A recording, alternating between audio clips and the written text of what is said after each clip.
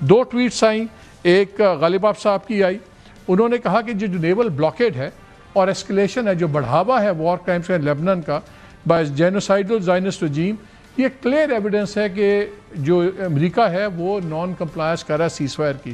انہوں نے کہا ہر ایکشن کی ایک قیمت ہوتی ہے اور اس کا بل بھی آتا ہے، اور یہ سب چیزیں ایک اپنی لائن پہ پڑ جائیں گی. دوسری طرف ڈونلڈ ٹرمپ کا جو لیٹسٹ ٹویٹ ہے وہ بھی کمال باتیں کرتے ہیں. وہ کہتے ہیں جی مجھے نہ بتائیں کہ میں نے کام کیسے کرنا ہے. جو لوگ مجھے کہتے ہیں جنگ کرو نہ کرو، سلو جاؤ آہستہ جاؤ، جنگ چھیڑنی یا نہیں چھیڑنی، میں کروں گا اپنے ٹائم پہ کر رہا ہوں. Just sit back and relax, it will all work out well in the end, it always does, not necessarily. ابھی تک ڈونلڈ ٹرمپ کے لیے nothing has worked out well. یہ رجیم چینج نہیں کر سکا، یہ ایران کا سرنڈر نہیں کروا سکا، یہ ہرمز نہیں کھلوا سکا. 40 دن سب سے بڑی دنیا کی دو پاورفل ترین فوجیں ایران سے ہتھیار نہیں ڈلوا سکیں. سیکنڈ راؤنڈ میں کیا کرے گا؟ کیا آج کا جو یہ سخت رویہ ایران کا آیا ہے، کیا اس سے آج جنگ کا خطرہ بڑھ گیا ہے، یا وہ پش بیک دے رہے ہیں اسی زبان میں ٹرمپ کو جو ٹرمپ سمجھتا ہے؟ Trump only understands power. اس لیے ہم نے دیکھا تھا شیپین کے سامنے ایک بالکل ایک دھیما سا بڑا مائلڈ ٹرمپ تھا، وہ نہیں تھا جو یہ واشنگٹن میں ہوتا ہے. کیا ہم جنگ کی طرف جا رہے ہیں؟ مارکیٹ سمجھ رہی ہے شاید بڑھ جائے، کیونکہ $6.25 ایک دم ریٹ بڑھ گیا تیل کا بھی. کہاں جا رہی ہے بات؟ یہ ٹیمپرری بریک ہے یا کوئی خطرہ بڑھ رہا ہے؟ اس پہ پروگرام کے پہلے حصے میں شجاع نواز صاحب ہمارے ساتھ ہوں گے، founding director south Asia centre for Atlantic council اور پولیٹیکل اسٹریٹجک اینالسٹ ہیں. اور پروگرام کے دوسرے سے مفتاح اسماعیل سے ہی بات کریں گے بجلی پہ. ابھی شجاع صاحب ہمارے ساتھ ہیں. السلام علیکم شجاع بھائی. وعلیکم السلام. سر یہ بتائیں، لیٹسٹ تو بہت بڑی ڈیولپمنٹ ہوگی. کچھ دیر پہلے تسنیم سے جو ان کی IRGC کے کلوز ہے، انہوں نے تو اناؤنس کر دیا کہ جی ہم نے تو نیگوسیشنز بھی بند ہیں، اب ہم میسیجز بھی نہیں انٹرمیڈیٹ سے ایکسچینج کر رہے جب تک یہ لیبنان اور یہ تمام چیزیں بیچ میں شامل نہیں ہوں گی. تو لیبنان تو نظر آ رہا تھا کہ اسرائیل نے اتنا تیز کر دیا ہے کہ یہ پورے معاملے میں گن پڑے گا سب کچھ.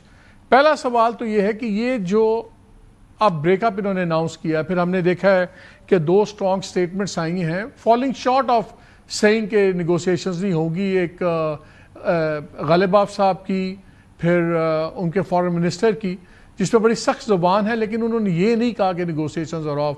غالب آف صاحب کہہ رہے ہیں ہر ایکشن کا کانسیکوینس ہوتا ہے، the bill will be due.